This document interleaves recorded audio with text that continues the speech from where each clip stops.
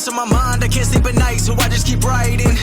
I don't need no help, I don't need opinions, so don't waste my time then. Killing the game and I gotta go ask anybody, they all heard about it. They know when the kid and he's spitting it, know when he getting it, bit and I get in my way. Got this, I like do whatever I say, cause I could go put you on blast. People been mad at me cause I don't follow them back. I'm laughing cause that is so whack. Why they all trying to act like they been bossing when really their boss has been bossing them up? Nobody ever been telling me what I would do when I keep in the cash, for the shit out of luck. I want it more, now I get what I wish. Upgrading now with some pants that I whip. Making 6 figures, don't talk about it. Money ain't shit, it's about how you think. Tired of people who making excuses, then they complain about losing. Tell me about what you been doing, tell me about how you been moving. You ain't got nothing to prove then. I did it all on my own, they looking like all of my clones. I don't be following trends, fuck all the popular clothes. You faking and everyone knows, I just be keeping it real. They thinking that I have to go sign a deal, but really the people just found an appeal. I'm in my own lane and I'm steering the wheel, ayy. It's funny how it goes, funny how it goes. Working every night till the sunrise.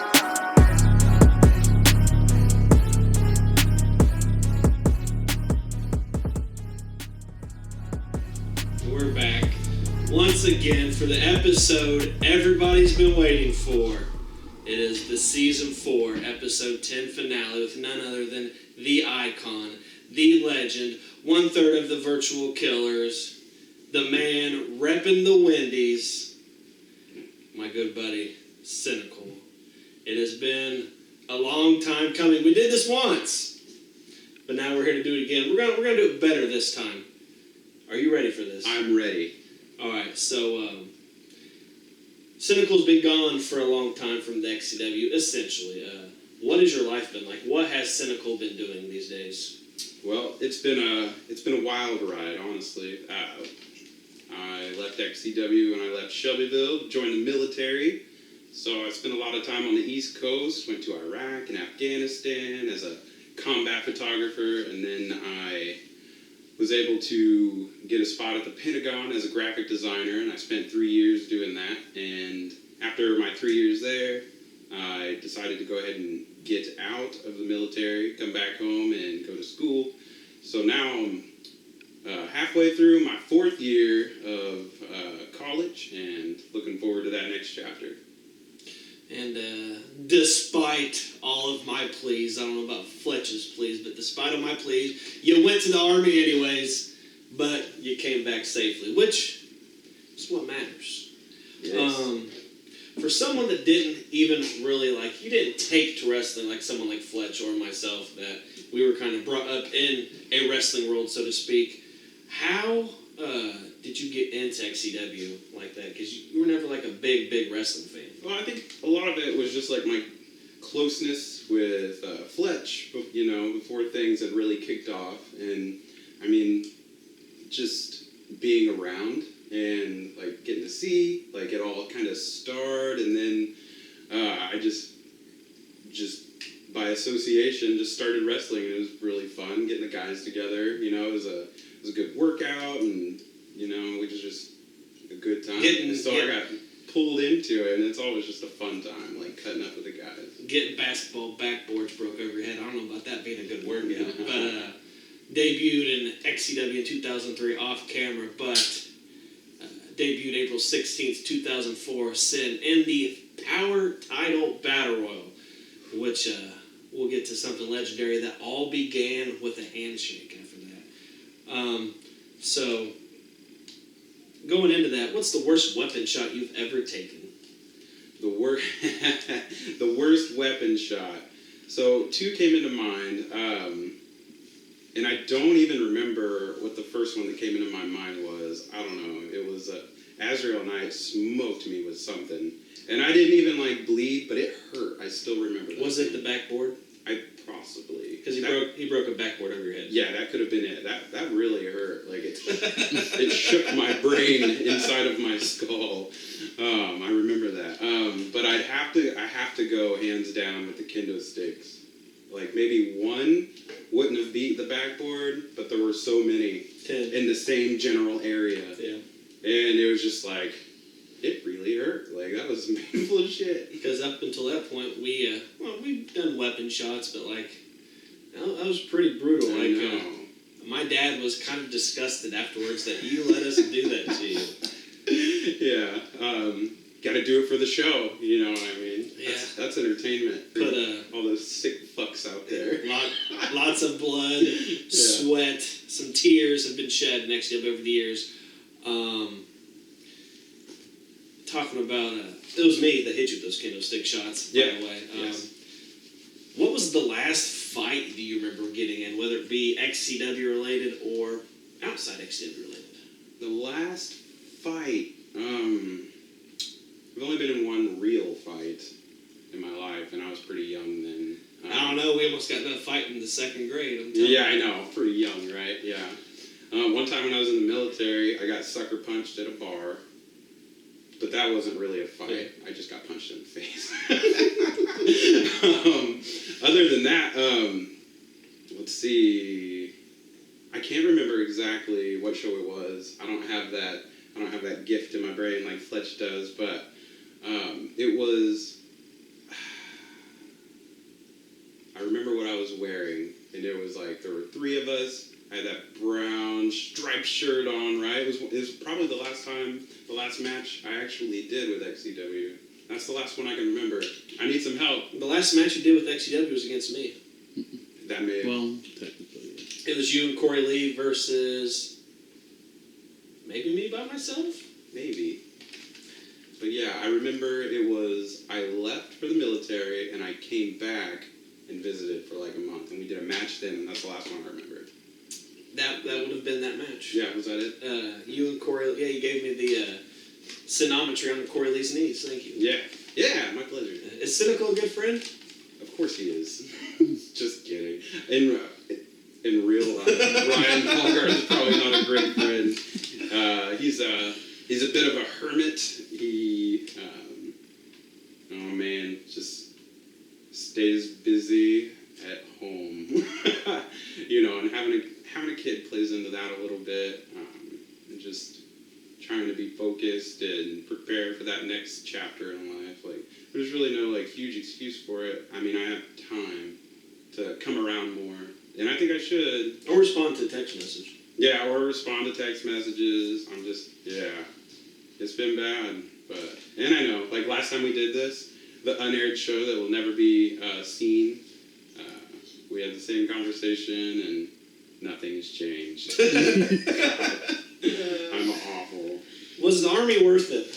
Was the Army worth it? Without a doubt, it was worth it. It fucking sucked. It was awful. It was a bad couple years in the Army. Like, sometimes we're better than others. I loved my time at the Pentagon. It was like a nice office job. It was very relaxed on military customs and courtesies, and we didn't have to stand outside in formation every morning before working out and stuff like that. So it was, experiences are going to vary when you join the military. But for me, it was worth it because I feel like it changed my outset on life. I'm a lot more driven now, and I just feel like I'm a different person because of it. Yeah, so I'd say it was worth it. I definitely personally believe experiences in life such as having a child, joining the military, stuff like that, definitely affects our outlooks. And you had a close call, I believe. Wasn't there an explosion not too far from where you were stationed at or whatever? Yeah. When I was in Jalalabad in Afghanistan. Jalalabad. It's a real place. It is, Jalalabad. Actually, the mission that killed Osama bin Laden was based out of that base. So they left there and went and murked that son of a bitch. But I thought that's just probably the coolest fact about that place. But I was just chilling. I had gotten back from mission, and after you're back from mission, you have all these photos and videos. You have to caption everything and do all this work. And I'm just sitting in the office chilling. You'd think I'd be out on mission when I almost died, but nope. Just sitting on base, and they shoot mortars onto the base, and one landed very close to the building I was in, so that was scary. Like debris hitting the wall and stuff, but nothing went through the wall. It wasn't that damn close, but yeah. So you're sitting there, you're like, damn. Did it leave like a lasting effect on you or something? like random loud noises or something like that? Not really. Not really. I didn't get a lot of that. When I first came back, it was kind of like that, just because you're in that zone of like thinking that. You hear a loud bang, you're like, fuck, but then you're like, oh, yeah, I'm home now. Yeah, you know what I mean? But it faded over time. This might sound weird, but it's common knowledge that I had some legal issues for a while. And when I got home after Fletcher and everybody picked me up, and for like the longest time when I would go like to, we'll say, visit like my relatives, like my stepmom, for like, I couldn't sit down. Like I'd get up and I'd walk around, I'd look in cabinets and stuff like that, just because one of the common things that people do when they're incarcerated in jail is they walk around or run around, exercise and stuff like that. So I found myself literally for like the entire time I'd be at my like stepmom's house, I'd be walking around and stuff like that. So big things like that in our lives can leave some type of effect on us, I believe. Yeah, I think so. What's your favorite wrestling match? In XCW, that is. My favorite wrestling match. I have to really dig into the archives here. I don't know. I kind of want to base it on craziness, and that would have to be like a death match, possibly the one where you got stabbed in the face. That was a last man standing match. Oh, that wasn't even a death match. No kidding. All Tom's fault. See, I don't know. Yeah, but yeah, that one was pretty crazy. And what about favorite SyNiKaL match? I should say that. Okay, I think the one where I got stitches on my middle finger. Halloween Havoc for the world title. Yes, it was a ladder match, right? Yes. And that's the same one that I got set on fire? Yep, that was the first flaming table match. Yeah, first flaming table match. Got sat on fire. I got shat on fire. And then I like gashed my finger open. I had to get like 6 or 7 stitches in my finger. And that was pretty wild. I wish our filming like technology was a little bit better because it was a dark show. Yeah. But it was wild. Like it was just crazy. And we were supposed to go do essentially a birthday show party. I don't remember if you remember that. We were supposed to go do a show for Christine Knight at her Juggalo birthday party. Oh? Yeah.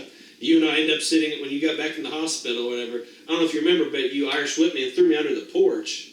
And it fucked my back up. Yeah. So you and I were sitting on the couch while everybody else went, and now they came back all drenched in Faygo and pissed off that they got drenched in Faygo. I do remember like missing out on that night, now that you mention it. They're going up! Is he going for the MC bomb? Oh! Chris did win the belt in a TLC match! Chris Jones! Into a table! Come on, SyNiKaL!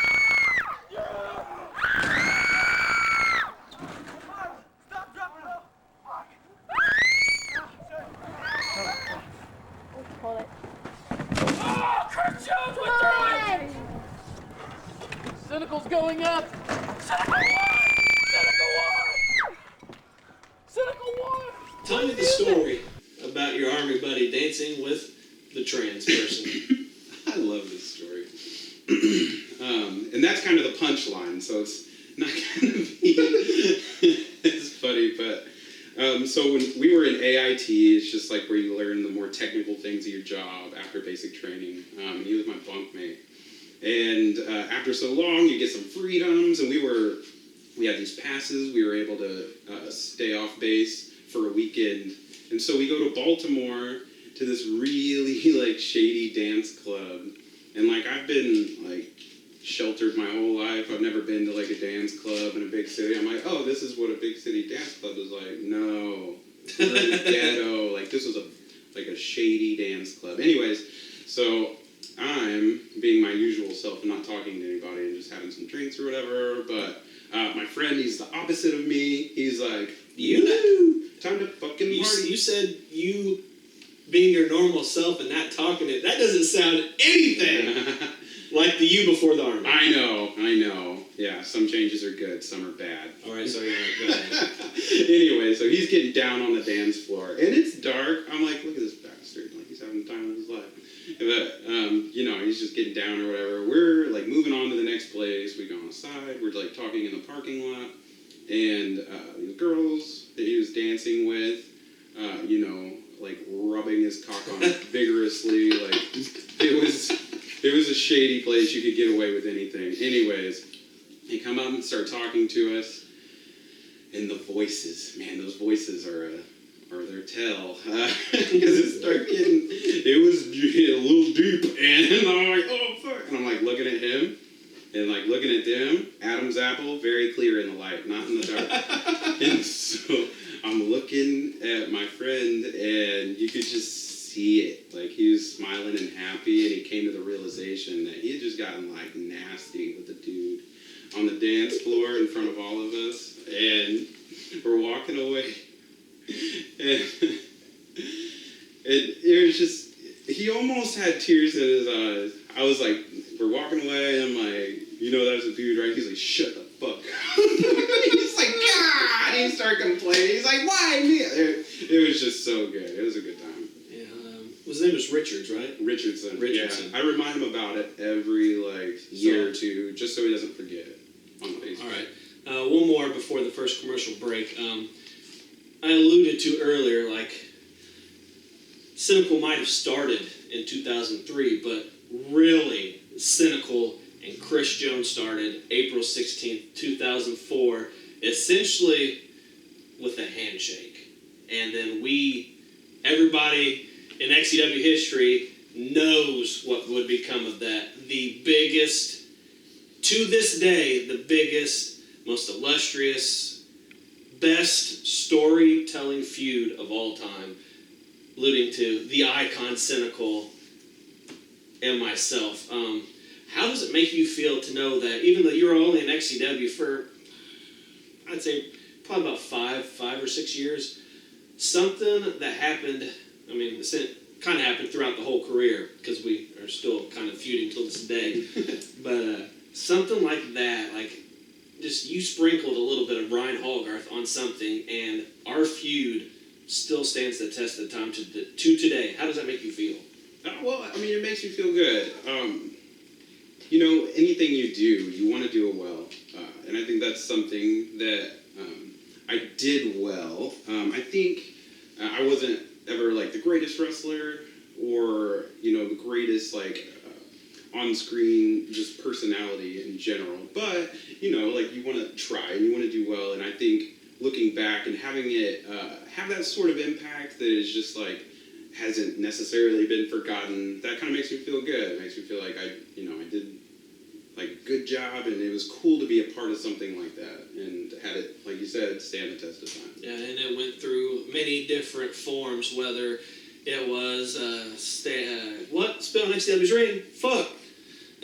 Fucking move me, I raped your mom, bitch. Oh my god, I was so vulgar. It went from essentially me defeating you at the Rain Show in 2004, May 14th, for my first championship in XCW, and then go on to you defeating me in probably the worst match of my career in SummerMania 2, the trunk match, the non-televised show, which almost led to you getting in a fight with Fletch, which I know you probably don't remember as you look at me. I remember the trunk match. You just got off work. You had a bad day at Wendy's. Yeah, I remember it was shitty all around. Then it led to... I smoked you in the head of the trunk. Yeah. He didn't deserve that. You won the world title, became the longest reigning world champion of all time until Venom. Yeah. Recently. Some other SyNiKaL accolades. You also were part of the XCW board of directors for a while. You probably don't remember that. 2006. I don't necessarily remember that well. And you stuck your hand on a light bulb, talking about how fucking awesome you were. You shook your hand like you burned it. Part of the Canadian Army. Part of the first XCW Naked promo. 2-time Superstar of the Year. Yeah.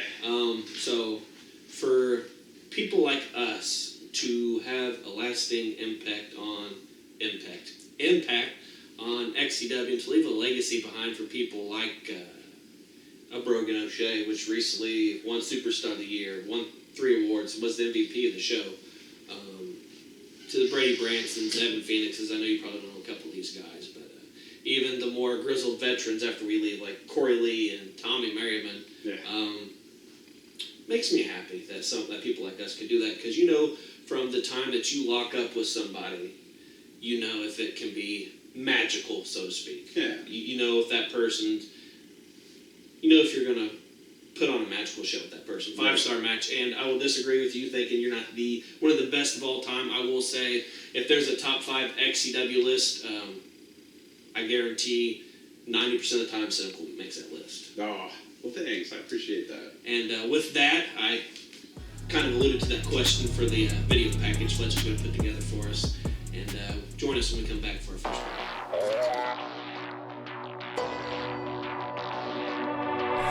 So the day I die, I came to win. Everything I got, I'm all in. All in. All in.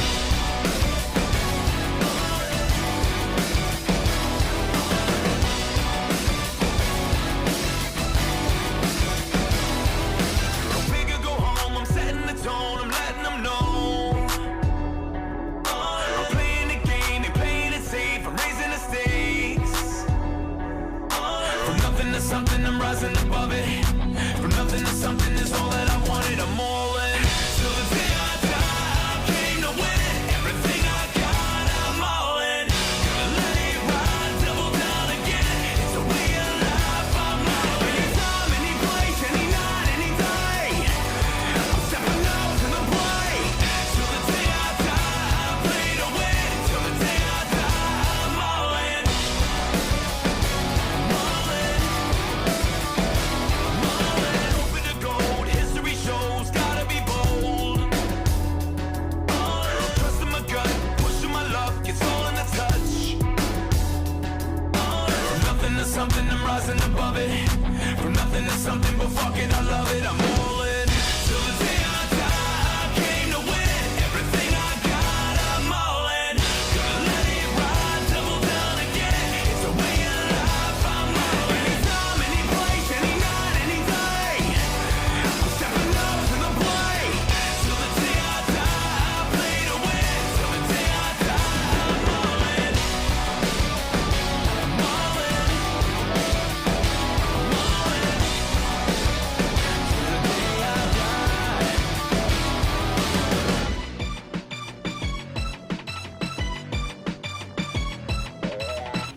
He's working on SyNiKal's arm. Armbar. Oh no! What a history between these guys. This is definitely retro. What do you say, Hazard?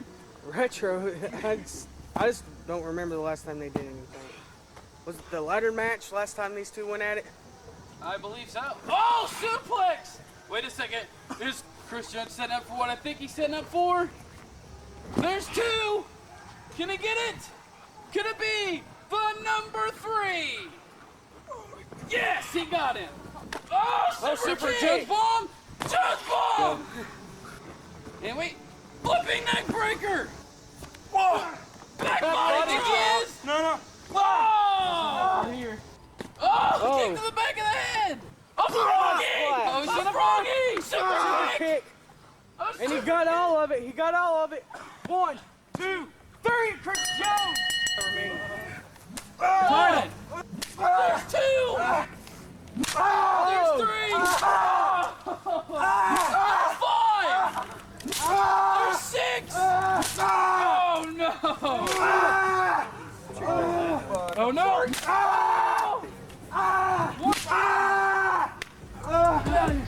And we're back after Fletch's amazing video footage of the history of Chris Jones and SyNiKaL.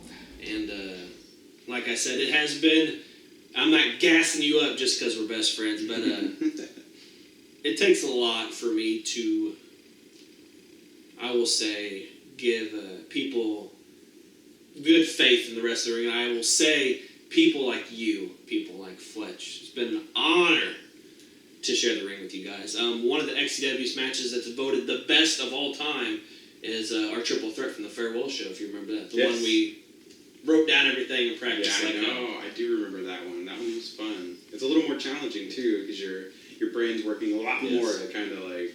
I hated every second of practicing that night. Remember that. Everybody knows in previous recordings we've talked about that. Yeah. I'm not one to practice. That's why my promos are never scripted. Yeah. Fletch is like, your topic is cheese and you hate Tommy. Kind of promo.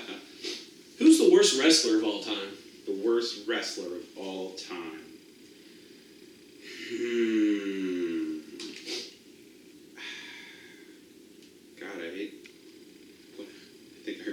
said last time. I think I'm gonna stick with it. I'm gonna go with SyNiKaL. Yeah, you heard me. Fuck you. No, I'm just kidding. I love you. No, it's so hard to say. I never really watched somebody wrestle and then just be absolute dick. Well, let's be honest. There's a few. SyNiKaL, I mean, he wasn't too bad. I'm trying to remember specific, like, screen names instead of... Well, let's see. There was Dark Lord Disciple.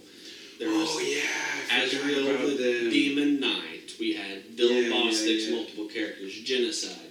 Vapor. Flesh. Now, when we say worst wrestler, talk about like worst all around, whether it be in-ring work, personality, promos, just like everything. Fuck. Okay. And it's opinion based. Yeah. The thug guy. Who is that? Thug guy, D-Mac or James Cerebral? No, it had to be D-Mac. Yeah. James Cerebral. No, not him. No, James Cerebral took over D-Mac. Yeah. D-Mac was just I don't know. It's kind of stale. I didn't like the. I don't know. You didn't like him staying G'd up? Yeah, I know. Yeah.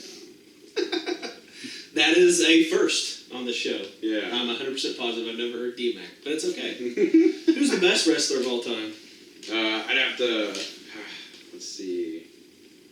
I don't know. It's probably a toss-up between C-Unit Chris Jones and the Fletch. Both common answers. Yeah. I could see why. Just, I mean, obviously you guys have different aspects to your game, but I don't know. I just, respect and admire the longevity because holy shit, it's not easy. Like you know, physically on the body. So that's pretty epic that you guys have been able to rock it out for so long. Recently retired in January of 2020, and Fletch was in a bind.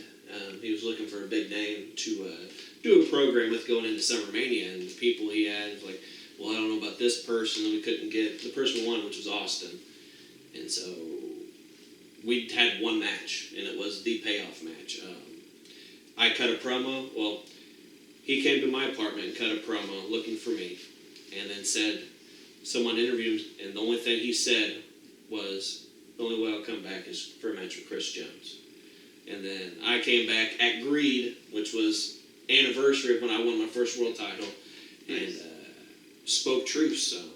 Talked about being there for a friend outside wrestling, and then he cut. I was the good guy, and he cut the heel version of the promo, all the bad things I've done to him throughout the years, and then ultimate culminated Summer Mania.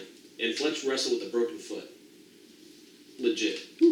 Broken foot. Trying to teach somebody a suplex the week before, and an issue. His foot hit the apron and broke his foot, and he wrestled the whole match. Yeah, dedication. He still talks about how it's not the way he wanted me to go out in my final match, but I believe we did the best with what we could, and the fans loved it, which is what's important for me. Yeah. Anybody you hated at XCW? No, not really. I never really just hated somebody, too much. Yeah, I guess she was in XCW. Yeah. I hated people in like the early beginnings, but as I've grown older, I feel hate is deemed like a stronger term. Yeah. So like I might dislike some people, but yeah. Anybody? Right. Well, or strongly dislike. Well, like the Elizabeth thing, like. I mean, she was just generally annoying, but you don't hate somebody because you're like, God, shut the fuck up. But just like dragging our buddy Roddy down, kind of the path that he went down, he went through a really hard time in life, and I think that was probably like 90% because of her. And sure, you know, he makes his own decisions. He was an adult or whatever, but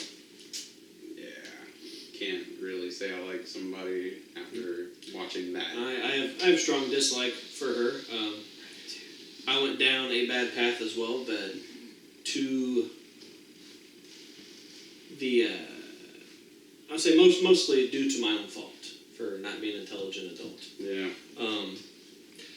What, in your opinion, is SyNiKal's best song of all time, and why is it Taproot again and again? Because it's a classic. I'm just kidding. Yeah. What is your favorite of your own entrance songs? I really don't have a favorite, to be honest. I loved them all. Obviously, they wouldn't have been an entrance song if I didn't. And they were all pretty. I can't pick one. Sorry. It's kind of Maybe funny. big question You mark watch right the there. early years in XCW, and like when someone wins a match or entrances, like there's usually about a set like probably a minute and a half wrestling entrance, and like maybe a minute and a half, 2 minutes after the match is over and the winner is declared. But like to me, it always seemed like Lying Away by Linkin Park played for like hours. It wouldn't matter if you were coming out or you were fucking winning, but that fucking song played. It seemed like a millennia. Yeah, we just let it roll because it was good. Pretty good. On to a more personal topic. Everybody knows the history with our parents. My mom has had a drinking problem for ages, and she's actually going back into a assisted living facility to try to get treatment of her own accord this time. Well, that's good news. So, do you think, I'm going 09 era, because we drank when we were in high school. No, we didn't. Yes, we did. 09 era, do you think we had a drinking problem? Because we would drink, at minimum, 5 out of 7 nights a week. Or do you, like I asked Fletch the same question, and his answer was he thinks it was the people we were in a relationship with at the time. Yeah, and that played into it. If it really was like 5 out of 7 nights, that sounds like a problem. Minimum. Yeah. There was weeks that it was every day. Yeah, we were going hard there for a while. 2009, that was right before I was just like realized that I needed to change in life, and that's where the military came in. I'd say it could have been a problem. It just depends on how you define a problem. At the time, should we have been drinking that much? Probably not. Like, there's much more productive things to be doing, but it was just kind of like everybody has their little crazy periods in their life or whatever. If it follows you and, if it follows you for years and like that's what you're doing, then you have a big problem. You can't function without it. And I don't think we were ever to the point to where we could not function without like getting lit up. Though I think we're probably doing it too much. Yeah. I will say I did some things that I probably wouldn't have done if I wasn't drinking.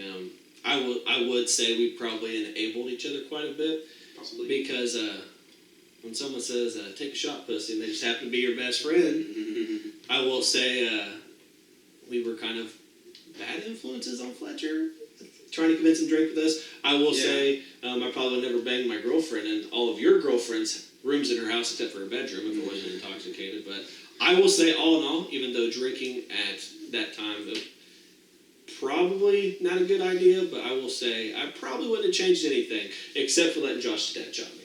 That fucking hurt. Yeah. Do you have any good Fletch stories? Tell me one funny Fletch story. A funny Fletch story.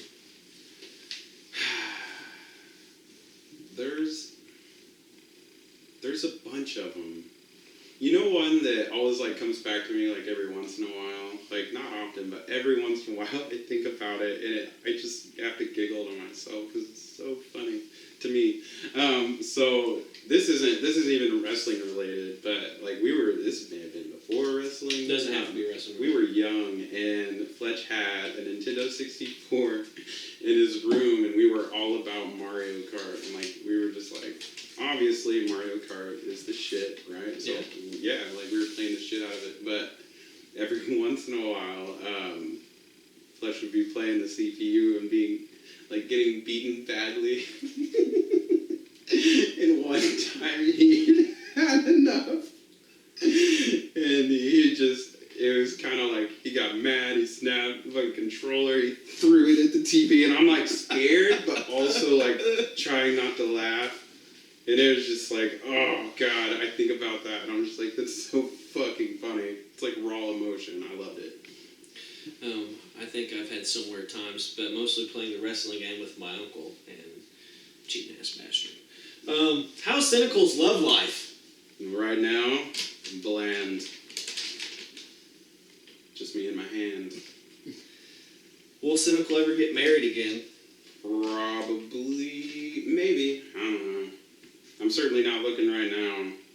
I'm just not good at relationships anymore. It's a weird change. When I was younger, you would be hard pressed to find me not in a relationship. It's funny now that we're talking on this topic specifically because like I used to always think like you'd be the first one to get somebody knocked up. Yeah. Just because you were the one always in the relationship, always banging the lover of many women, Guy. as James Keene would put it, the lover of many women. And, like, me or Fletch would be the first one to get married.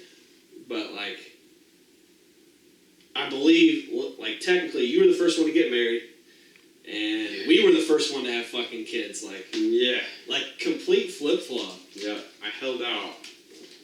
Pulled out. I was drunk and intoxicated, don't remember it. Yeah. But I just happened to know it was that night. So, I've been pushing for a while now, multiple seasons. People in XCW, when they go into the Hall of Fame, it's not necessarily just for their XCW time. We have the honor award for people that have served in the military. Recently, Hazard, also retired. Very deserving, and he received the honor award for 2019 for all the things he's done for XCW, purchasing the ring, all the transportation, all the training, everything like that. For a long time, I've been pushing for Justin Parsley to be in the Hall of Fame. And yeah, his times that he was involved with XCW weren't always the best. But, look at it like this. In my opinion, without Justin Parsley, there's no XCW. If Justin Parsley didn't run his companies the way he did when we were kids, Josh would have never got fed up and started XCW. Without Justin Parsley allowing me to wrestle with him, I would have never started hanging out with you guys. I would have never started wrestling in XCW. There'd be no genocide. There'd be no Hazard. So I feel his lasting impact in wrestling has garnered enough to be inducted into the Hall of Fame. Okay. And then on to the second part of that. We normally have only wrestlers get inducted to the Hall of Fame. Mm-hmm. But there was a comment I made, I think, at Viewer's Choice Awards, and I completely agree that it shouldn't be only wrestlers in the Hall of Fame. It should be people that have impacted XCW or the backyard wrestling business as a whole. So we have an announcer, J.J. Jenkins. Mm-hmm. So I feel he has impacted XCW as the voice of XCW for quite some time. So what is your opinion when I tell you that J.J. Jenkins and Justin Parsley should be in the Hall of Fame in 2021? That's an interesting question, JJ. How long has he been around? It's been quite a while, right? 2006 or 2007. Wow, yeah. So... He started after the farewell show, essentially. Right. I'd say that's not a bad idea at all, really. I guess I don't really know enough about Justin Parsley and his impact on XCW. Just remember that one day it really got on my nerves, and I was ready to throw it down. But yeah, I mean, I think it could be a good idea, especially like an announcer. Obviously, you get an announcer, and it really pulls the show together. And honestly, if you just sit there and watch a show with zero announcing, like, or three bad announcers. Yeah, or three bad announcers, then you really start to see the value that these people bring to the end product. And I think for having like an announcer like that, I think yes, but maybe not in other cases. I think it'd have to be a case-by-case basis. So not to like shit on Justin Parsley. I think XCW would have been fine without him. I don't remember him very much. So, everybody has an opinion. Yeah. Opinions aren't wrong. What's your favorite memory of us? It can be wrestling related, or it can be outside wrestling. Favorite memory? Honestly, it's kind of like outside wrestling or whatever, but just all the times that we would, like, we'd do a show, you know, obviously it's kind of like physically exhausting, and afterward we'd all get together and we'd go like grab a meal somewhere. We'd hang out afterward, do stupid ass free times, yes, which so cringy now. But I've pushed for Fletch to do more. He won't do it. Yeah, probably a good idea not to embarrass ourselves some more. But yeah, just like those things. Those things were probably my fondest memories of just like having gotten something done, get to, you know, go grab a meal, and then you get to go back and watch a show, like get to see how you did, get to, you know, it was just so much fun. One more question before we take one more commercial break. You've been through hellacious times in XCW from...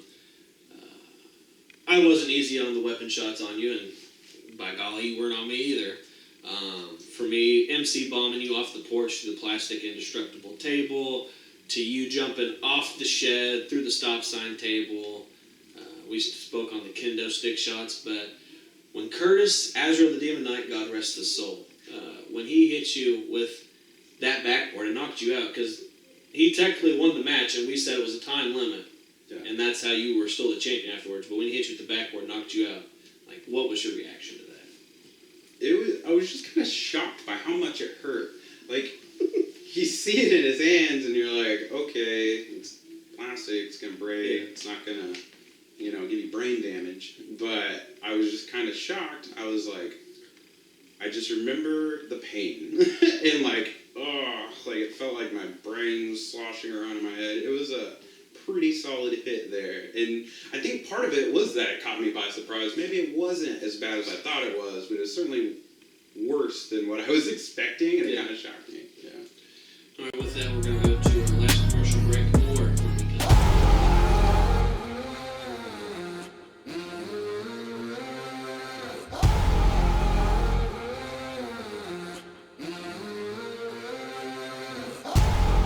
Good evening, my people up in the chandeliers. The wine and dining, the menu is blood, sweat, and tears. Everybody ready, raining down confetti. Champions are born right now. Air about the glamour, click goes the hammer. Run when you hear that sound.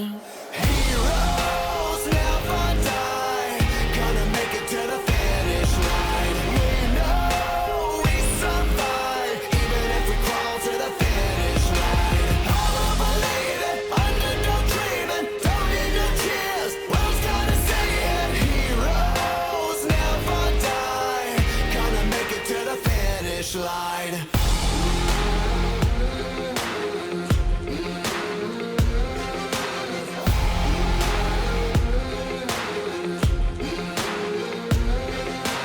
Heroes never die, gonna make it to the finish line. We know we survive, even if we crawl to the finish line. All of a lady, underdog dreaming, don't need no cheers, world's gonna say it. Heroes never die, gonna make it to the finish line.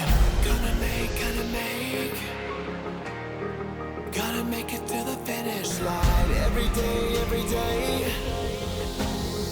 Gotta make it to the finish line. Heroes never die, gonna make it to the finish line. We know we survive, even if we crawl to the finish line. All of a lady, underdog dreaming, don't need no cheers, world's gonna say it. Heroes never die, gonna make it to the finish line.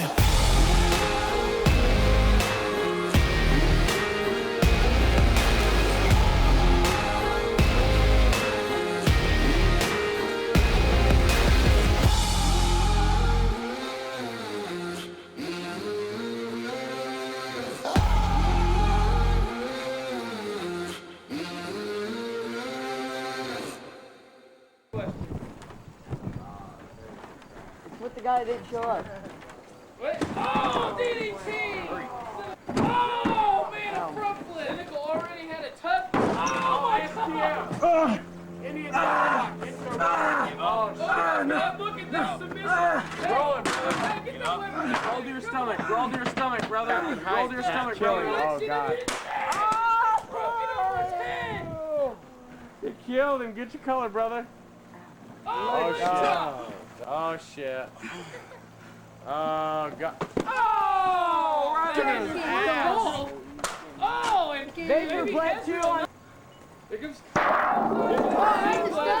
Here comes the stop. Oh, the stop sign. Two matches tonight. You saw. And we're back, getting ready to dive into some more personal things, which are people's favorites on the show. Yeah. So, everybody, I don't care who you are, you go through maybe a short time, maybe a long time of like depression or something that might lead you to some negative thoughts. And everybody I've had on the show spoke to it. Fletch has jumped out of a car. SyNiKaL spoke on it. I forget exactly what he said, but Emily talked about crashing your car into a pole. I've thought about jumping off a bridge. Have there ever been dark times in SyNiKal's life where you thought about just ending it all? Of course. So maybe a couple years ago, I can't really, I don't know, it's hard to piece together everything that was going on that kind of led me to feel this way. But I felt like at one point I was suicidal, and it was kind of scary. But I recognized it, obviously, and there's some just really, you really have to step back and kind of take a look at the people who depend on you and care about you before, doing anything rash. And that's kind of what I did. I knew my mindset was in a dangerous place, so I went ahead and went to a psychiatric section of the VA in Indianapolis. Which is the next question, so go ahead and talk about that. Okay, yeah, well, so, things got pretty dark there for a while, and so I called them up. I didn't really know what to do, but I'm like, I think I should call these people and see. Anyways, that's not really how it happened. I was talking to my therapist, and she's like, you probably need to go. And I'm like, okay. But, so I went up there, self-admitted myself. It stayed for 3 days, and really, it was a good decision. I think it was an excellent decision. It was probably the best thing I could have done at that point in time, because sometimes things just build up in your mind so much, and you just need an adult version of a timeout.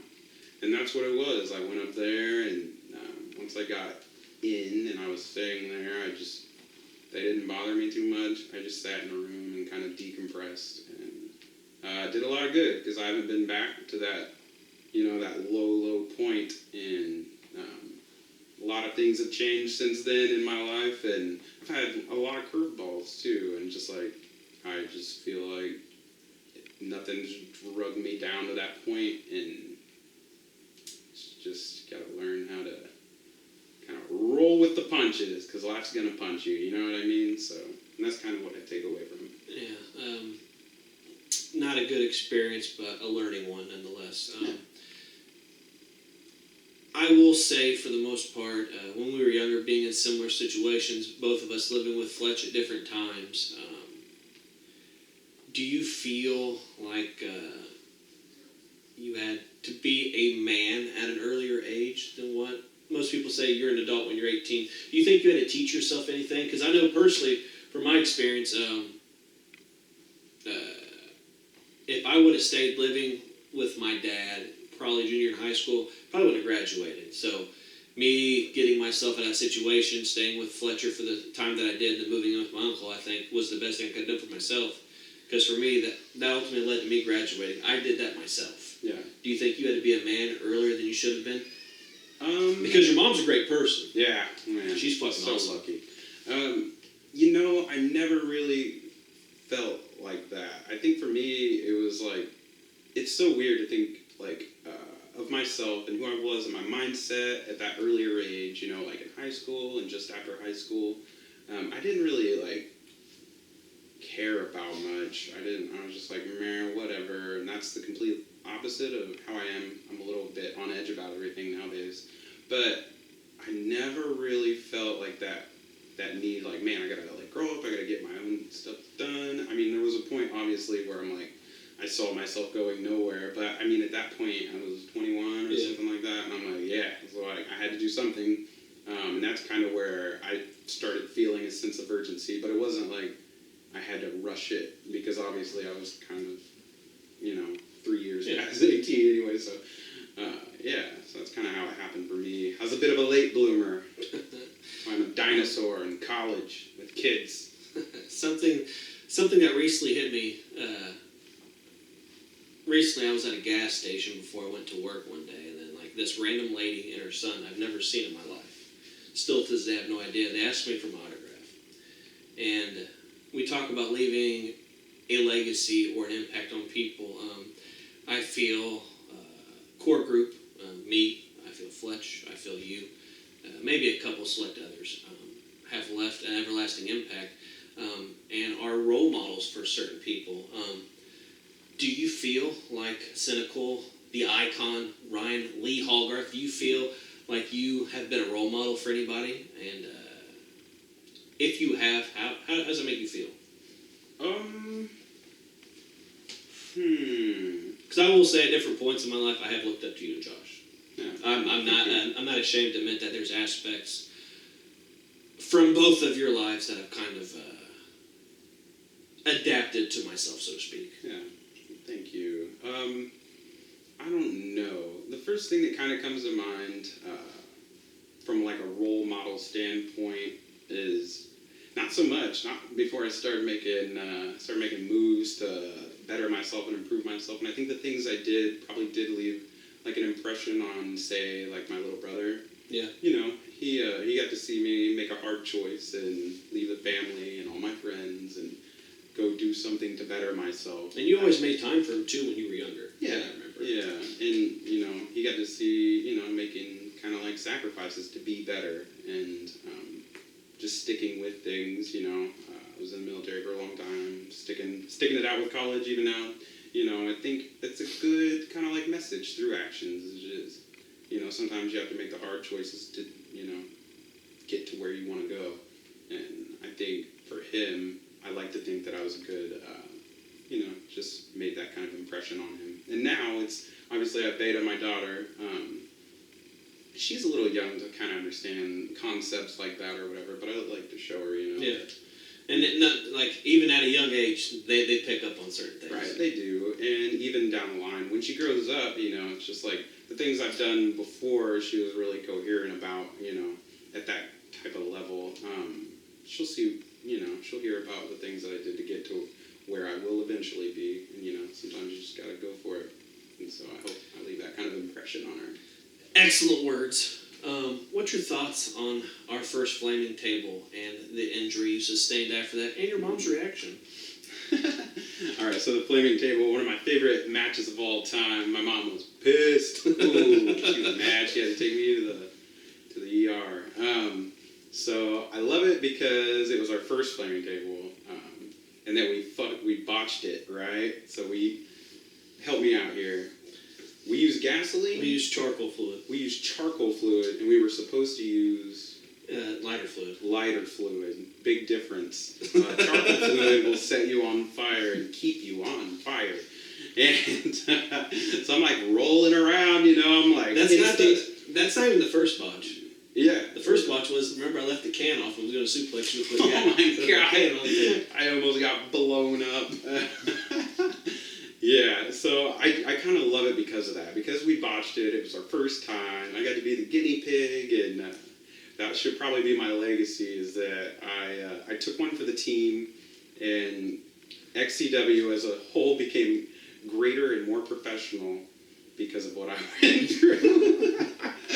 I love that shit, though. It always cracks me up thinking about. I like to think I partially saved your life. Yeah. Yeah, you were. I menacingly ripped your shirt off. You did. To prevent you from burning. You did, yeah. Ripped the shirt off and played it off pretty well. Thank God the shirt came off. I started acting like a freak, screaming random shit. They actually still have a piece of that burnt shirt. I don't know if you know that. I think in the scrapbook. Yeah. Charred up on the edges. That's cool. Well, when you had to call your mom, tell me what that was like. You know, I don't remember the conversation specifically. I remember heavy sighs from her end, and she was pretty pissed about it. Yeah, just fun fact. So I went to Mom's pissed about having to take me to the ER. We get there, the nurse there who treats me, and I had to explain to her, like with my mom there, like, yes. I was in a wrestling match, and this is why I'm so fucked up or whatever. But that nurse ended up being the wife of my current stepdad, Lyle. Yeah. Right? And I'm pretty sure they were married at that point. I didn't know this. Yeah, and so that's the first time I ever met her. That was her first impression of me and my mom. And anyways, so this nurse gets a divorce with this guy, and years later, the guy, you know, marries my mom. So lucky, great guy. Wow, But it's just so funny. Weird, small world type, very funny. Will Chris Jones and SyNiKaL ever share the ring together again? I don't know. I'm not sure. I don't mean, want to give any spoilers right here and right now. I don't know if it's a spoiler, if it would never happen. There's very little things that would get me to come back. Yeah. And, is that one of them? who knows? I drop down. If there's an Ultimate X match, I'll come back for that. That's the one match I want to have. Like, if I could have lost every title ever, and if I got an Ultimate X match, I'd die happy as a wrestling guy. So, normally on the show, I let people ask me a question or I make them cut a promo. I'm not going to make you cut a promo, Okay. because we already know you can. You get the chance to ask me a question. Turn the tables on me. Okay. This is hard, and you know what? I was just thinking about this a second ago, and I'm like, I thought about what I asked on the episode that didn't make it, and I can't remember exactly what that was. I remember. Care to remind me? 'Cause No. I'm going to ask it again. I know. I remember your answer was very thought out and logical. Do you want to know what it was? Yes. You asked me if I had to choose, Oh, yeah. would I suck yours or Josh's dick? Yes. Was your final answer like Josh's dick?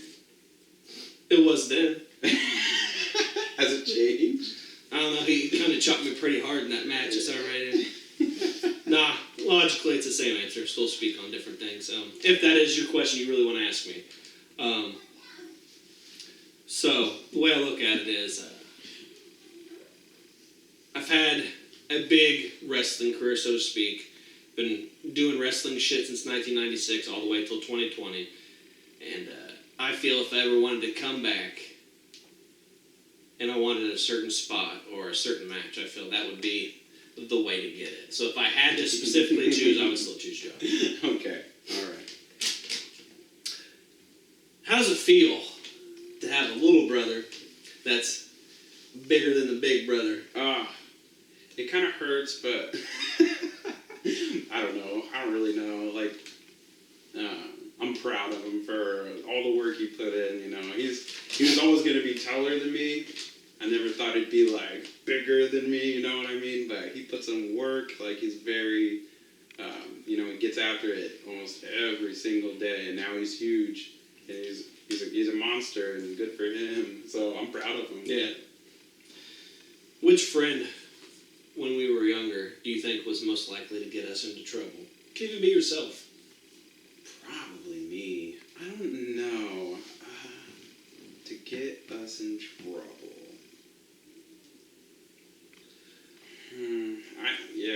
It's really hard telling.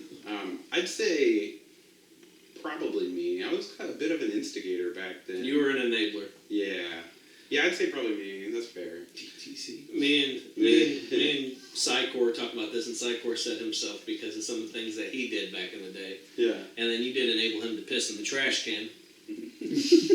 Oh, yeah. Which we talked about on No False, Season 3, Episode 9. Go back and check out that episode. Did somebody come out of that store, yelling at us? The Asian Chinese lady, Yeah. and they called the cops. She called her son on the phone and asked him if when he's out with his friends if he pees in trash can.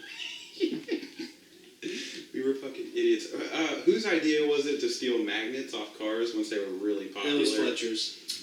I don't know. So he almost got us super in trouble, but he saved the day when it came down to the cops interrogating us on the street. He straight up got us. We had that old junky ass camera and we had recorded, I think, an EBW show or something earlier in the day, and he showed them the EBW tape. Yeah, the cops, they're messing with it, and they're like, couldn't figure it out, and they're like, we need to see what's on this, can you rewind it? And he's like, yeah, sure, and he just hits fast forward and shows them, this whole match, not all the incriminating shit that would have shown up immediately if he hit rewind. Oh, I swore I'd never break the law again after we got away with that.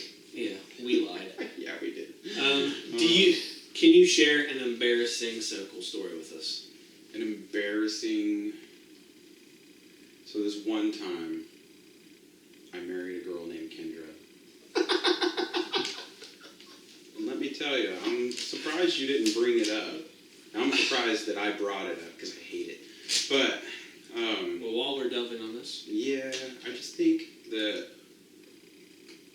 I'm just going to blame we were drinking 5 days a week. Like, obviously, I wasn't making great decisions. I take partial blame for the marriage. Yeah. I don't know if you remember this story, so I'm going to share a story. I blame myself fully. We did drink a lot. Yeah. But there were times where we were coherent enough. And if I had an issue, you were drunk talking me off a cliff. If you had something, I was there drunk talking you off the cliff. And if we both had issues, Josh was sober talking to us. But there was a time where you were going to dump her. You son of a bitch. This is why I said take blame. Oh, God. I feel partially responsible. Before you guys were married, obviously. Yeah. I was dating Jill, you were dating Kendra. There was a night where they were upstairs talking or something, and they came downstairs and you were laying on the floor, and she straddled you or something, and you said, "Get off me, stupid," or "fatty," or I don't remember the exact word, but you said something to the lines, "Get off me, stupid." And she freaked out. Yeah, and, probably rightfully so. It's a and pretty mean thing to say. You freaked out, and I'll admit there were some cynical tears. Oh no. And it was. Well, that's embarrassing. Here's incriminating evidence. That was the only time Chris Jones ever smoked a cigarette that night. We were outside smoking. The only reason I was smoking a cigarette was helping you out. Yeah. So there. He's like, "Man, I think I ruined it. She's gonna dump me." I was blacked out, man. I don't remember any of this. And I somehow, drunkenly, talked you off a cliff, and you worked it out. Get off and me, stupid. I can't believe it. I'm sorry. Talked you out of it, yeah. And you guys ended up working out, and obviously, the history. You got married. Luckily, didn't have any kids with her. Yeah. But for all the bad times we had, there were a lot of good times. Keisha half naked. I don't remember that. She got shit on her pants. Josh and his dad were there. I remember the night. It was a fun night. Yeah, she got poured something on her pants or something like that. Yeah. Before they came there, that's the night I gave Joe the lap dance because you were calling me names. So I did it. I'm sorry. Is that the night Kendra fell down the stairs? Yes. Yeah. She fell down the stairs. That's the night that Josh's dad chopped me, knocked me off my back. I rolled over into Kendra's cigarette, burnt me in the fucking face. Oh gosh, yeah, I remember that. See, that was kind of fun, but. And then everybody left, and that was the first night that me and Jill actually started dating. Yeah. Because her car got broke in overnight by someone from the bar. Yeah. So, his embarrassing story, I guess, would be marrying Kendra. Yeah. Lastly, but not least, we could go on for hours, but we can't. So, you have been around me and Josh. I don't know exactly how many years you guys know each other, but we've known each other since the end of first grade, the beginning of second grade, and we weren't always friends. I'd say we probably weren't friends till about 2004. Yeah. And we probably weren't good friends until probably about 05, 06. You've known Josh 20 plus years. I do know that for a fact. So you know him pretty well. As someone new, whether it be a wrestler, someone that wants to do camera, a ring announcer, a referee, someone that just wants to be a fan, what kind of advice can you provide to people that want to get in touch with Fletch or the show, and what overall advice can you give for someone trying to fit in here? Trying to come in, I would say, if you say you're going to be there, be there. And, you got to have fun with it. And if you're having fun with it and, you buy into what the show is about and, everything about it, not just the show, but bringing everybody together. And if you really just buy into these things and you find a good group of people, just, enjoy what you do. Because if you're having fun and you're enjoying yourself and having a good time, you're going to do great, and you'll leave an impression, when you're gone. So, just enjoy it, you know what I mean? That's kind of, As James Thunder, as I get a little choked up, as James Thunder Fist King would say, this episode has featured the man of the hour, the man with the power, the man too sweet to be sour, the lover of many women, the man who says he is shy, I think he's lying through his teeth. A man that has been there from the beginning of times when he looked like an alien. Sorry, I gotta have some embarrassing stuff too. Looked like an alien. There's a picture on Wendy's wall in the office, if you don't believe me. Still? They don't get rid of shit, man. Whoa. I still talk to Steve and Angie on a regular basis. Yeah. To transition through adversity, whether you think you went through as much adversity or whatever, with us living with Fletcher, I call that adversity. Like, we had to learn some things for ourselves. Sure. Your mom worked third shift, so she wasn't always there to make us behave, so to speak. Mm-hmm. Transitioned through XCW history, having one of the worst matches in XCW history, and I talk about it all the time. In my opinion, it's my worst match. I think Josh agrees with me. To being one of the longest reigning world champions, to like one of the most iconic beings in XCW. Listed probably top 3. I've been saying top 5, but I could probably say top 3 of people's favorite gimmicks or personas of all time. To an all-around great person to be with through the years, to somebody that got his life on track. You went to the Army, you served in the military, they screwed you, they wanted you to serve more years. A lot of people don't know you only served a specific number of years, and you did, I think it was like 2 more or something like that, because you were promised extra money. And then you went that extra mile, you did that time, and they told you you got to do 2 more years for the extra money, right? Something like that. Something along those lines. Yeah. But you went through that, you served our country, you did your thing. Going to college, you have an amazing child, beautiful daughter. Been through 2 marriages, and still to this day, you're going strong. You're living life. Granted, you say you're a hermit. That can change. Yeah. Pushing strong for the future, and what would you like to say? Like, what are SyNiKal's future goals? Like, you're getting ready to finish college in a few more years. Like, what can we expect from you in the future after everything you've been through in your life? That is a tough question. So for me, it's just kind of like the next thing. So what's my next thing is to graduate. I have to get an internship. So that's my next thing. I got to get myself and my skills up to a point where I can, start an internship and do well at it. And then after that, get a job. I'm currently renting a house. So the next thing on the horizon, with sun rays shooting out of it, is like buy my own house. That's a big goal of mine. And really, I just want to like settle in and like just live a normal life. Because start the next half of your life, so to speak. Yeah, for sure. It's just been so crazy, like with the military, and now just like school full time, and the pandemic. I'm home all the time. Everything's online, and like I just honestly just like want a regular schedule. Completely agree, and I want to thank you for being on the show today, and anybody that's interested, he's an excellent graphical design, excellent graphical artist. I've seen lots of his work. He's posted on Facebook.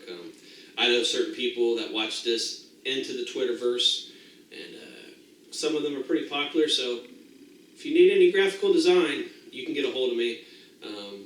SyNiKaL, the icon, one of XCW's beloved originals. You got it, folks. I don't know if there'll be a season 5, but Fletch keeps pulling me back with that rope, so we might be back. Who knows? But you got it, Mr. Wendy's. And like I said, I appreciate you being on the show today. I know Fletch appreciates you being on the show. Everybody that watches No False, it's a big time, 4 seasons. Not many XCW shows can stand the test of time, so to speak. And thank you again. Yeah. Glad to have one of my best friends on the show, and join us if there's No False Season 5.